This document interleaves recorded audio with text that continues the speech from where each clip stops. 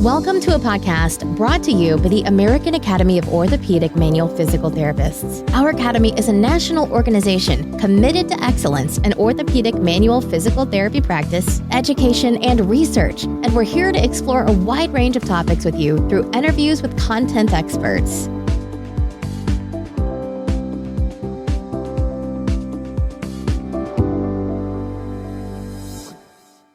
Hello, my name is Stephen Shaffer, and I'm excited to bring to you another wonderful topic. Today's guest is Dr. Adriaan Louw.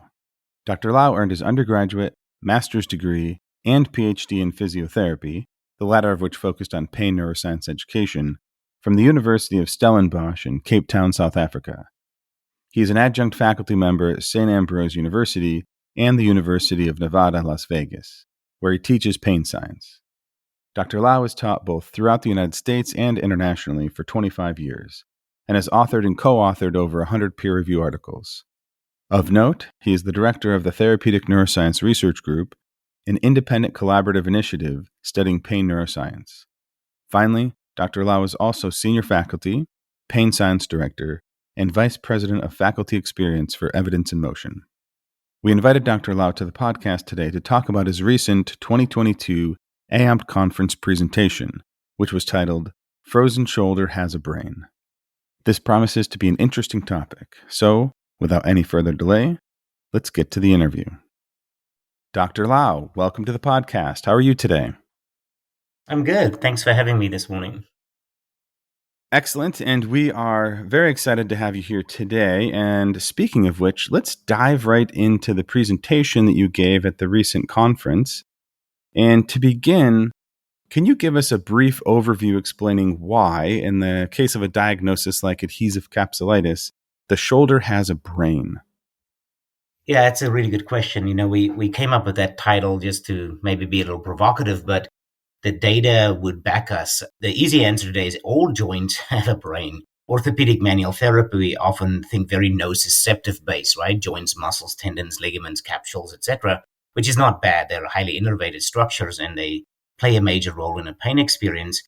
But as we become more aware of pain science and things like neuroplasticity, bioplasticity, altered body maps in the brain, central sensitization, and nociplastic pain, it would make sense that they're behind something like a frozen shoulder or an adhesive capsulitis, that there must be a brain that controls things like motor control, pain experience, even sympathetic, parasympathetic function, etc. And it's based on a series of research projects that's beginning to look at these more complex orthopedic conditions, that there must be something else that's driving it. Because, we know we take a patient with a frozen shoulder and we mobilize him and we stretch him and we get, 2 degrees better. And there's got to be more. And I think that is the impetus behind it. Thank you for that explanation. And I really love your statement, all joints have a brain. That's very consistent with my clinical practice. And of course, I've been trying to keep up to date on all the pain neuroscience and all the different details that come along with that as they relate to clinical practice. So I really like hearing it put in those words. And speaking of which, one of those keywords or maybe buzzwords that I remember from your presentation was smudging. Can you talk to us for a moment about what is smudging and what evidence do we have that it occurs in people with frozen shoulder? Yeah, that's a good question. Smudging it's kind of interesting, right? With all this incredible science and research and brain scans that we use as I would consider a simple term like smudging, but we know that a person's body is represented in their brain in various sensory areas, primarily in this primary somatosensory cortex. So that's the one we know the best. All clinicians know that one, the one that Penfield described in 1937 and has since been updated. But your body is represented in the brain. And these maps that we have in our brain, they are biologically, genetically coded. You are born with those maps. As I always tell the students, if you're born without a hand, there's still a hand in the brain. But those maps are dynamic. They shift. They can get bigger. They can get smaller. They can be sharper. They can be less sharp, or as we call it, smudging, based on use. This idea of use it or lose it has been around for a very long time, and it's now beginning to show up more in the orthopedic realm, if you will. But smudging basically refers to this idea that if a body part isn't used optimally, normally, if you will, the map in the brain is not that sharp. And so if we asked a person with persistent pain to look at a picture of a shoulder, a left shoulder or right shoulder, they struggle to identify is it left or right. By the way, when you ask them to color in a body chart around that area for pain, it's pretty much, for a lack of a better term, all over the place. So there's this body recognition struggle that we have. And on the pain side, the brain basically gets concerned about it. When the brain cannot find its own body parts, it's actually a stressor. And one of the best ways it can protect that area until it can figure out what's happening is to turn on sensitivity or pain, if you will. As far as the research goes, there's two ways to look at it this morning. One is we can take you to a research lab and do brain scan studies. The problem, unfortunately, is these scanning studies are very expensive, and they tend to happen in big centers with big complex things like back pain, right? We spend billions on back pain. Frozen shoulders, not as much, so we don't have direct research in that area. On the clinical side, however, we do have data. And so how does a clinician check for smudging? It would be things like 2-point discrimination, laterality or left-right judgment tasks, sensory discrimination, and there's growing evidence in that area that the maps are not as healthy in frozen shoulders or adhesive capsulitis compared to normal healthy controls. So that's how we look at it. We basically ask, is this shoulder well represented in the brain or not? And if it's not, it may initiate or maintain a pain state. Excellent. Thank you for that description. And very importantly, thank you for mentioning those clinically applicable tests. If anyone's not familiar with those particular tests, then I obviously recommend that they go look into them and figure out how to implement them, because as you mentioned, a lot of the studies use expensive imaging, et cetera, which just isn't really at our fingertips in order to make a clinical diagnosis, et cetera. And one technique that I know has been discussed on and off for years, that I myself have implemented in the clinic, but I haven't heard you mention yet, is mirror therapy.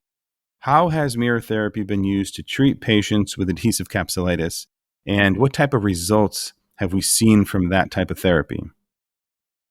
Yeah, so for the listeners today, mirror therapy is part of the graded motor imagery protocol.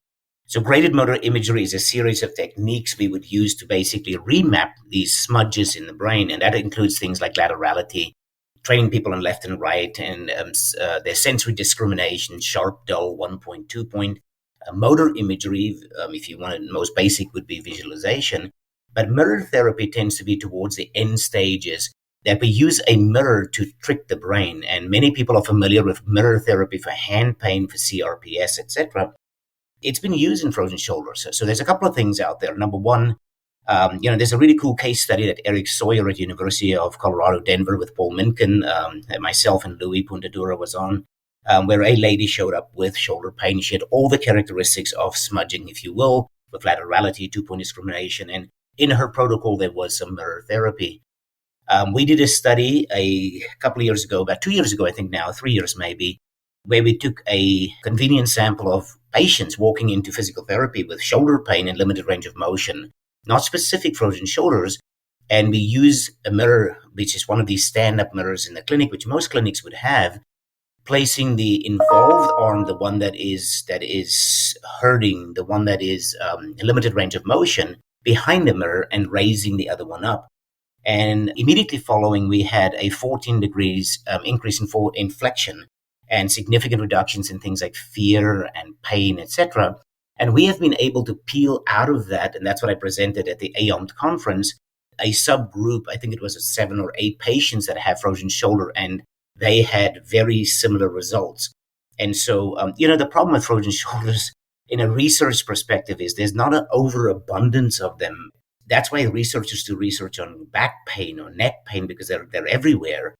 And so that's where the mirror therapy fits in.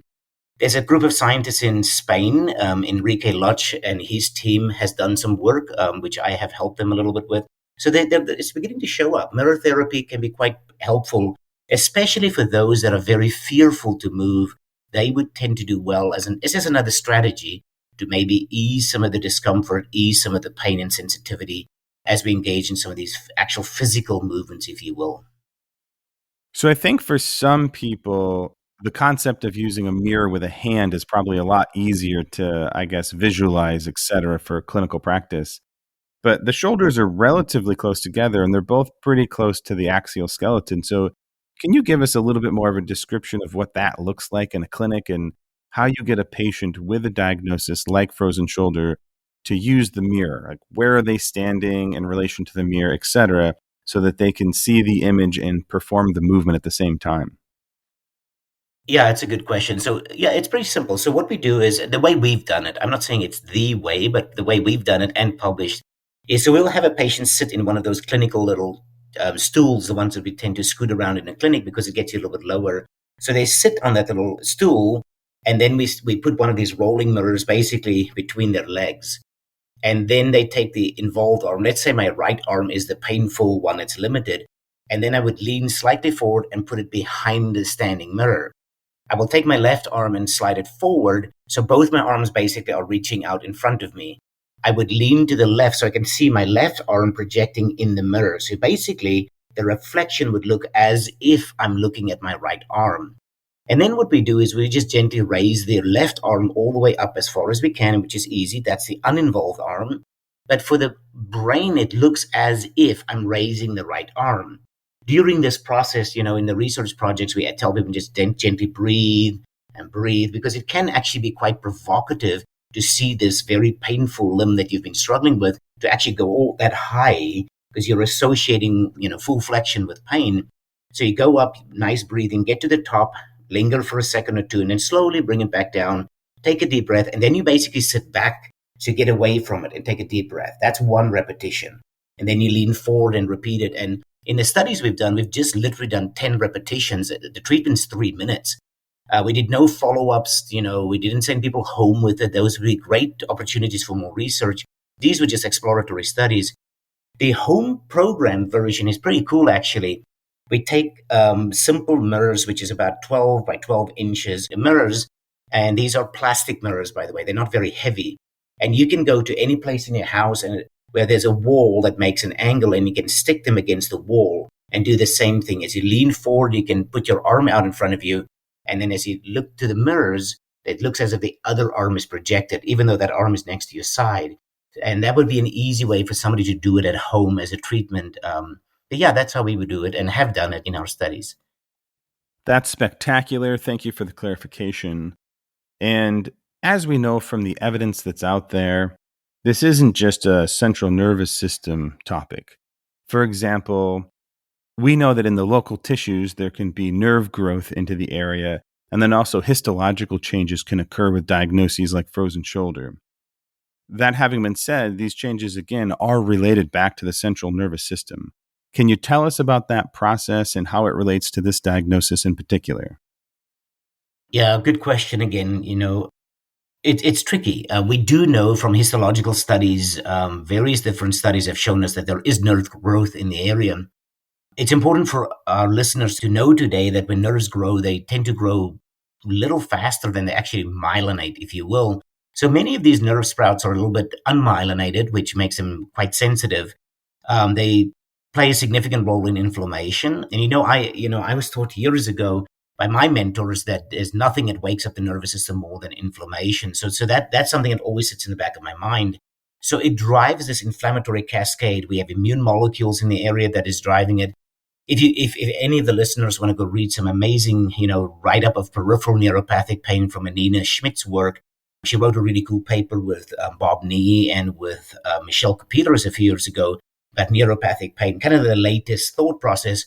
And we know with any of these nerves, there is a neuroinflammatory process. And what it really does on a clinical level, it increases nerve sensitivity. So the nerves become increasingly sensitized. And so, as you rightfully commented in the beginning, it's not just a peripheral process, right? So when these nerves become increasingly sensitized, their discharge into the central nervous system is accelerated. And so, yeah, they hammer into the central nervous system. The part that very few therapists often talk about is the idea that nerves also fire the other way. They fire bidirectional. And when they fire down towards the shoulder or the tissues, they can actually drive an inflammatory process in that area as well. So there is a very definite peripheral neuropathic component to it. I'd be the first one to tell you we don't know a lot about it. It's probably relatively speculative based on two worlds that are colliding. The research showing there is nerve growth and work like Anina Schmidt's work to talk about neuroinflammation. But there's definitely a peripheral nerve component with it that we see in the clinic as well. But again, peripheral nerve talks to central nerve, talks to the brain. And so it fits into this paradigm of the talk we gave. Perfect. And thank you for that reference. As is always the case, I will make sure in the show notes to link to anything you mentioned during the podcast so that our listeners can easily find it. And one of the things about what you just said that really sticks with me, and this is something I'm always educating my patients on, and that is that local inflammatory process. It really does light up and trigger the nervous system. And part of the reason I think it's so important here is that adhesive capsulitis is actually a truly inflammatory diagnosis. I know we tend to label lots of things as being an itis, or at least we do historically, and now as we move forward with more knowledge, we're starting to rename different diagnoses to reflect the fact that they're not actually inflammatory. But this is one of those cases where not only is it inflammatory, but it seems to maybe even be more aggressively inflammatory than other conditions. Yeah, it's a good comment. We know that all the work on tendons and tendonitis and the tendinopathies, and if you look at Jill Cook's work and Kahn's work, you're absolutely spot on.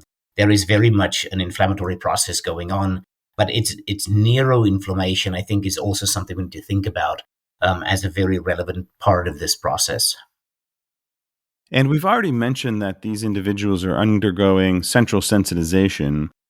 Can you speak a little bit further to that and some of the evidence that we have that indicates that this isn't just a shoulder diagnosis, but also that the central nervous system is really being ramped up in terms of an excitability state? Yeah, central sensitization is not something we can scan or do a blood work or a nerve conduction test. And the current best evidence would tell us for central sensitization, we need to do a cluster. If you look at Keith Smart's work, and it's now becoming it is kind of reborn, if you will, in the medical literature, the pain mechanisms or pain phenotyping between nociceptive, peripheral neuropathic, and central. Central sensitization is a cluster. And if you look at the cluster, it is things like disproportionate pain, which fits beautifully within frozen shoulder, right? Especially in a certain phase of it where they have disproportionate pain. A small movement really hurts, or light touch really hurts. They have diffuse palpation tenderness. So now you palpate around the shoulder, and yeah, they're tender, but the pain, as you palpate further down the arm, it's even sensitized, maybe towards the scapula or the neck. So it's, if you will, a little bit of a spreading process. There's, aggravating and easing factors is diffuse as well. So everything hurts. It's not just flexion, it's extension, it's abduction, it's external rotation. By the way, it could be thinking about flexion. And then it brings in psychosocial issues. And for us as manual therapists, psychosocial issues will pertain to things like fear avoidance, catastrophization, and depression. There is evidence to prove that these patients have higher rates of fear avoidance with things like fear avoidance belief questionnaires, Tampa scale of kinesiophobias. Pain catastrophization, I'm not 100% sure it has actually been tested as much with these patients. And then depression as well. Those are areas we should be looking at. But if you look at the profile, they would fit very easily into the central sensitization bucket, if you will. I would argue there's a subgroup that would sit in the peripheral neuropathic bucket, and there would be a subgroup that sits in the nociceptive bucket. And that is why this pain phenotyping thing is very intriguing. But pertaining to your question today, no doubt that if we took 100 people today with frozen shoulder at whatever phases we catch them, there will be a subgroup that meets the criteria, the clinical criteria, to fit into the central sensitization bucket. And we need to evaluate and treat them as such, and not as a tissue problem only, if you will. Wonderful. Thank you for that. It was a great and thorough review. And now moving on to what is always the most important question for many of us, and that is, based on what we know about frozen shoulder in the brain, what are your practical recommendations for clinicians when they're trying to manage this diagnosis in the clinic? Obviously, we can see that you think this is more than just a joint mobilization situation for a stiff shoulder. What do you want to see people do in order to give the best, most effective and efficient care possible to their patients? I think the conversation we just had is a great place to start. I think we need to build a better profile of these patients. We need to become more aware of what's happening. And when patients with a frozen shoulder walk in, a battery of tests that includes things like fear avoidance belief questionnaire or TSK, Tampa scale of kinesiophobia, a pain catastrophization scale, even a central sensitization inventory, depression scale, those should become part of the normal battery of intake form screening tools.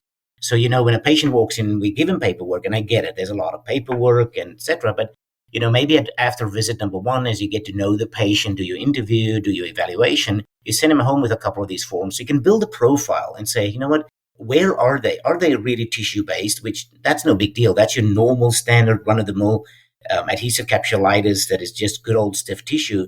Is there a peripheral neuropathic component to it, or is there central? We can then very definitely have therapists start getting into the habit of having people quickly check laterality.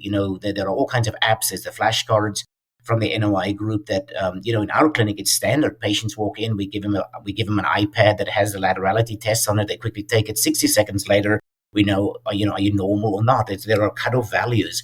And then two-point discrimination is truly making its way back into orthopedics, for us at least, on the pain side. And these are simple things that I think therapists can do. The one I would also argue real quick, body charts, how people color a body chart has dropped out of favor because of things like electronic medical records, right? You cannot draw on the computer, so we just took it out. We now have data to prove that how a person colors a body chart can tell us a lot of what's happening. And by just asking somebody, can you just show me where you hurt? If they can draw very precise around that shoulder and the deltoid and around the area, they probably have a relatively sharp map. But if they color the whole area, even outside or whatever, it may be an early indication that, maybe I should check some laterality, or maybe I should check a little bit of two-point discrimination, even sensory, sharp, dull. Just grab the old, pencil and a paper clip and, sharp, dull, and quickly check the area. How acutely are they aware of it? I think these simple little quick interventions and tests can drive us in a different direction, at least for a subgroup of these patients. And they're not complicated. That's the best advice I would probably tell people, thinking, on this line of nociceptive towards peripheral neuropathic towards central, where are they? Because we got to treat them very different. And out of all of the available options, what types of things are you interested in prescribing for the patient to complete as part of a home program? Well, it depends on what bucket they're in, right? If they're in the nociceptive tissue-based bucket, then, there's all the work has to be focused on their tissue. So stretching and, all those kind of mechanical inputs. If they're on the neuropathic pathway, the middle bucket, if you will, I would definitely make sure I add in some neurodynamics techniques, be it even the opposite side and the straight leg raise, just getting the nervous system a little bit of a move as well. But if it's a central sensitization pathway, we can definitely start adding things. I mean, if you want to, on the one side, you can start adding things like mindfulness-based stress reduction, breathing relaxation, etc. But I would definitely start moving closer towards things like greater motor imagery, laterality, where they could do something like taking a magazine and say, say they have a right frozen shoulder and say, here's a magazine, grab a marker, and then just every right shoulder you see, just mark it. And they just page through it, like, here's one, turn it. They can see a person. They can see if it's left or right, and then they circle it. It's a very cheap, easy way for people to work on laterality. That's one way we can, if they want to, they can get an app and work through the app. The mirror therapy, as I described, is a great way to do it. We teach family members sensory discrimination. A loved one can go sharp and dull around the area. So there's various strategies to simple, easy ways to work on mapping at home. Maybe in the clinic, we work on the stuff we can work on, like manual therapy, but they can do some of these techniques at home. I love those ideas, and I hope people are, or perhaps will in the future, incorporate them into their clinical practice. That having been said, Dr. Louw, this has been a very interesting conversation. Thank you for your AAOMPT presentation, and thank you for coming on the podcast to share this topic with our audience. Yeah, thanks for having me. It was a blast in San Diego. I hope I see everybody in St. Louis. Thank you for having me.